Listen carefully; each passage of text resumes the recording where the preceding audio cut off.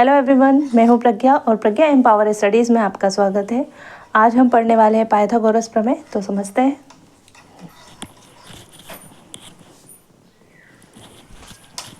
Start करते हैं। ये हमारी डेमो क्लास है मैथमेटिक्स की, जिसमें आपको पाइथागोरस प्रमेय पढ़ाने वाली हूँ। और फिर उसके बाद हम 10th की एनसीईआरटी की सीरीज शुरू करेंगे, जो अब शुरू होने वाली है। तो जिसमें हम एनसीईआरटी को शुरुआत से लेकर आखिरी तक कंप्लीट करेंगे।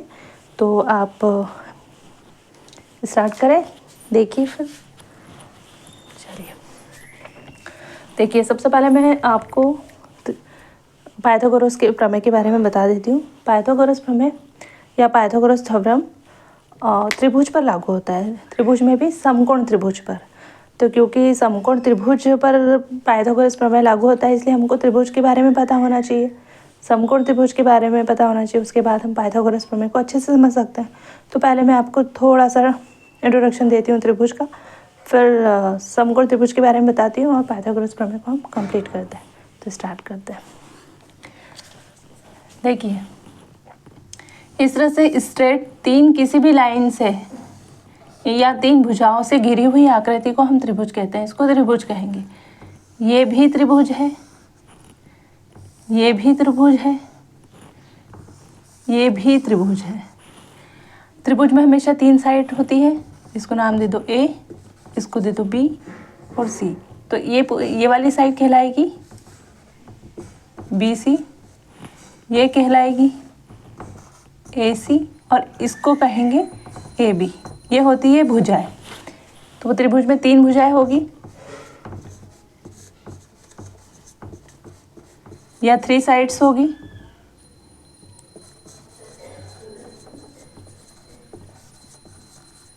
ठीक है, इस त्रिभुज की बात करें तो होगी ए बी, बी सी और ए सी। अब त्रिभुज जो होता है, इसमें ये तीन एंगल होते हैं, इनको कोण कहते हैं और इनको इसी तरह से लिखा जाता है। इनको दर्शाने का तरीका होता है कोण ए, ये बनते इसी तरीके से है ना, दो साइड से, इसलिए कोण ए, कोण बी और कोण सी। अगर इस त्रिभुज की बात कहें तो नाम हम कुछ और भी दे सकते हैं, जैसे पी, इसको दे दो क्यू, इसे दे दो आर, है ना, इसको दे दो एम, एन दे दो, पी दे दो, अ ब स दे दो। बट जनरली हम ऐसे P Q R A B C M N इस तरह से नाम देते हैं। एक्स वाई जेड दे दो, बट इस तरह से नाम दिए जाते हैं बी बी सी। ये थोड़े हमको पढ़ने में भी आसान लगते हैं।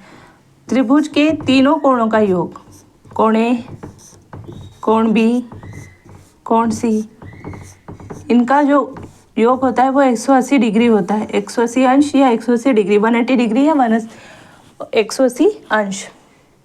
और हमेशा ये 180 अंश होगा, उससे कम नहीं होगा, उससे ज़्यादा नहीं होगा। यानी अगर ये 90 डिग्री या 90 डिग्री का है तो ये हो सकता है 30 का हो जाए, ये 60 का हो जाए। ये तीनों बिल्कुल बराबर है इस तरह से, तो तीनों 60 के हो जाएंगे डिग्री, 60 डिग्री। ए कर दो इसे, बी कर दो इसे और सी कर दो इसे, इस तरह से। तो ये चीज़ आप याद रखिएगा कि त्रिभुज के तीनों कोणों का योग 180 अंश होता है। अब समकोण त्रिभुज किसे कहते हैं? क्योंकि पाइथागोरस प्रमेय समकोण त्रिभुज पर लागू होता है। तो समकोण त्रिभुज इस तरह से बनेगा, हम यहाँ बना देते हैं।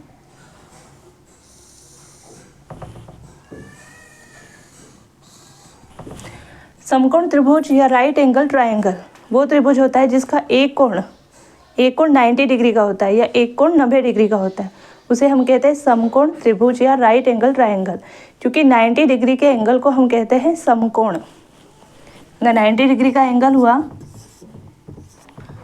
90 डिग्री का या 90 अंश का कोण को कहते हैं समकोण।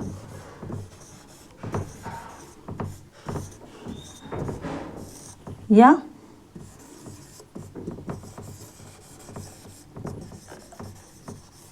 राइट एंगल, समकोण या राइट एंगल। तो ऐसा त्रिभुज जिसका एक कोण 90 डिग्री का हो या 90 अंश का हो, उसे समकोण त्रिभुज कहेंगे या राइट एंगल ट्रायंगल कहेंगे। पाइथागोरस प्रमेय राइट एंगल ट्रायंगल पर ही लागू होता है, समकोण त्रिभुज पर लागू होता है। ये इसकी एक कंडीशन है। ये हमने नाम दे दी ABC, कोण A, कोण B, कोण C। क्योंकि ये राइट एंगल ट्रायंगल है, समकोण है, समकोण त्रिभुज है, तो इसका एक 90 डिग्री का होगा। और आपने हमेशा चेक किया होगा कि 90 डिग्री का कोण इस तरह का होता है, बिल्कुल इस तरह से। इसमें एक भुजा आधार होती है और एक बिल्कुल लंबवत होती है, यानी ये दोनों भुजाएं एक दूसरे के बिल्कुल लंबवत होती है, इस तरह से, इस तरह से। तो ये हो गया समकोण त्रिभुज, और इसके भी तीनों कोणों का योग 180 अंश होगा। अब आती है पाइथागोरस प्रमेय की बात।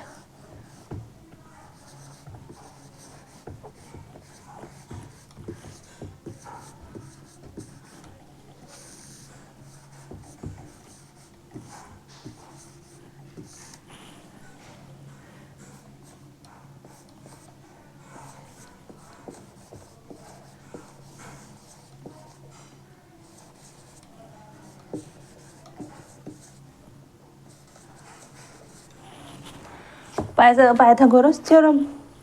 तो पाइथागोरस थ्योरम कहता है कि समकोण त्रिभुज में सबसे बड़ी भुजा यानी कि कर्ण, ये जो भुजा होती है, जो आड़ी होती है, तिरछी, इसे कहते हैं कर्ण। हिंदी में इसे कहते हैं, ये जो हॉरिजॉन्टल लाइन होती है उसको कहते हैं आधार।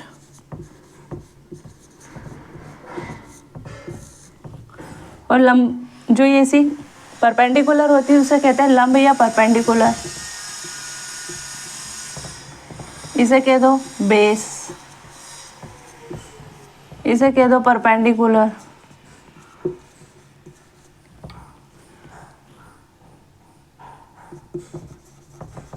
और इसे कह दो हाइपोटेनियस।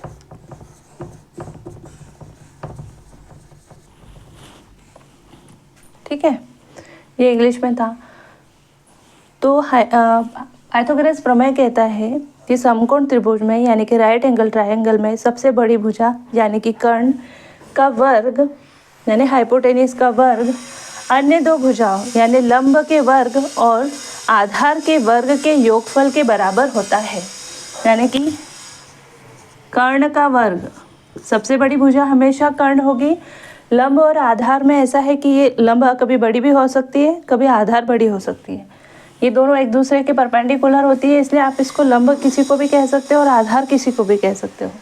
बट क्या होता है, बेसिकली लॉजिकली अगर देखा जाए तो जिस पर हमारा स्ट्रक्चर खड़ा होता है, ये पूरा स्ट्रक्चर खड़ा है इस लाइन पे, तो इसे हम आधार कहेंगे, बेस कहेंगे, और इसे लंब कहेंगे। अगर ये त्रिभुज इस तरह से होता तो आप, ये हमको अभी भी परपेंडिकुलर दिख रही तो हम इसे लंब कह सकते हैं, इसे आधार कह देंगे। बट आप इसको आधार कहकर इसको लंब भी कह सकते हो, क्योंकि यहाँ आपको बंदा, जो भी इंसान है उसके अपने देखने का एक तरीका होता है। स्टूडेंट के देखने का अपना तरीका होगा तो वो जिस तरीके से देखे, बट कर्ण हमेशा लंबी होगी। कर्ण हमेशा इन दोनों भुजाओं के वर्ग के योगफल के बराबर होगी। तो कर्ण का वर्ग बराबर होगा लंब का वर्ग प्लस आधार का वर्ग।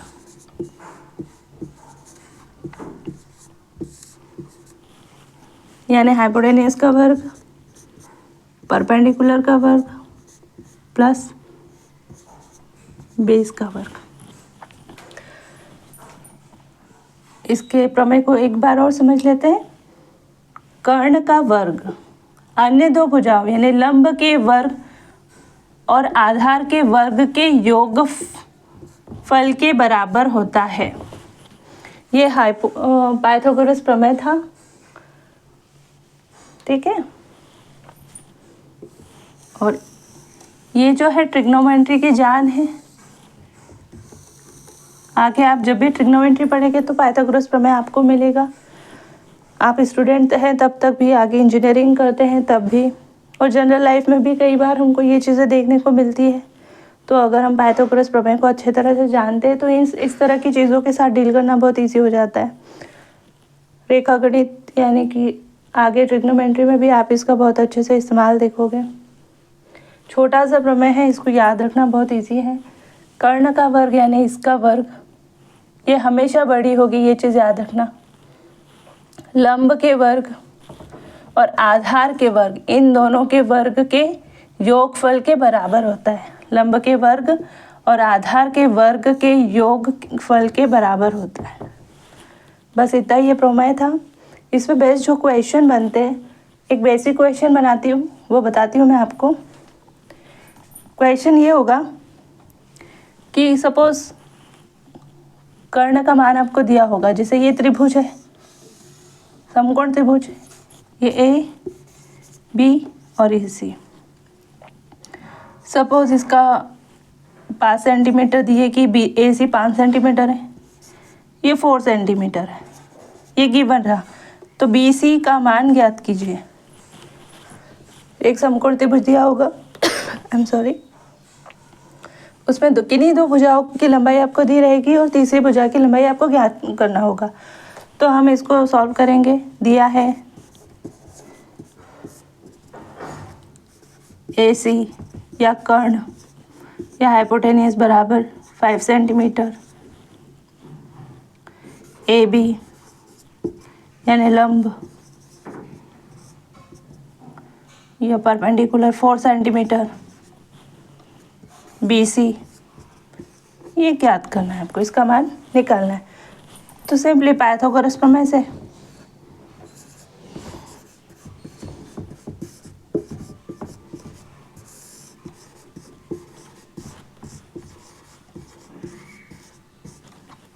क्या होगा, या पाइथागोरस प्रमेय यहाँ लिख भी दो, अच्छा रहता है।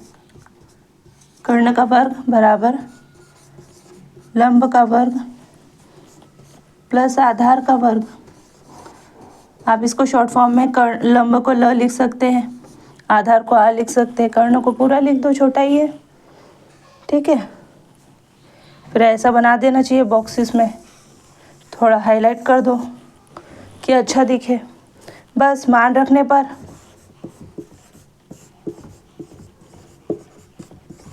हमारा कर्ण यानी AC क्या है, या एक बार और आप ऐसा लिखना चाहे तो लिख दीजिए, AC का वर्ग बराबर होगा AB का वर्ग हमारे त्रिभुज के अनुसार और BC का वर्ग, ये दिया है 5 तो 5 का वर्ग बराबर AB दिया है 4 सेंटीमीटर तो 4 सेंटीमीटर का वर्ग प्लस BC का वर्ग, ये तो ज्ञात करना है तो इसे ऐसे ही लिख दीजिए। ये होता है 25,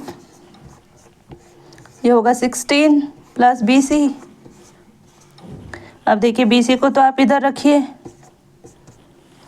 ये BC और ये उठकर इधर जाएगा। तो हमने हमेशा पढ़ा है कि इक्वल टू के राइट साइड से लेफ्ट साइड में आए या लेफ्ट साइड से राइट साइड में आए, चिन्ह बदल जाता है संख्या का। तो ये 25 इधर और 16 इधर आया, तो ये प्लस में था माइनस हो जाएगा। B यही है, बस इसका पॉजिटिव का चिन्ह हमने हटा दिया है।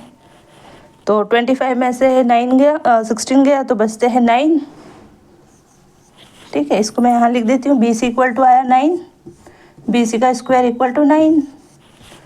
अब हमको पता है कि आई एम सॉरी, वर्गमूल जब इक्वल टू के अदर साइड जाता है, दूसरी साइड जाता है, तो वर्ग वर्गमूल बन जाता है, वर्गमूल वर्ग बन जाता है। तो ये स्क्वायर था तो यहाँ जाके बन जाएगा स्क्वायर रूट, या वर्ग बन जाएगा वर्गमूल, और इसका आंसर आएगा 3। तो BC क्या होगी 3, यही हमको ज्ञात करना था। इसे लिख दो, जैसे कहीं लिखा रहता है इति सिद्धम, यही ज्ञात करना था, यही हमारा आंसर है। यहाँ पे 3 आ जाएगा, 3 सेंटीमीटर। तो इस तरह से पाइथागोरस प्रमेय के जो सबसे बेसिक क्वेश्चन बनते हैं इस तरह से बनते हैं, और ये बहुत अच्छा और बहुत इम्पोर्टेंट थ्योरम है। तो आई होप कि आपको समझ में आया होगा। अगर आपको ये मेरे द्वारा पढ़ाया हुआ अच्छा लगता है या समझ में आता है तो प्लीज़ मेरे चैनल को सब्सक्राइब कीजिए। And thanks for watching. जय हिंद, जय भारत।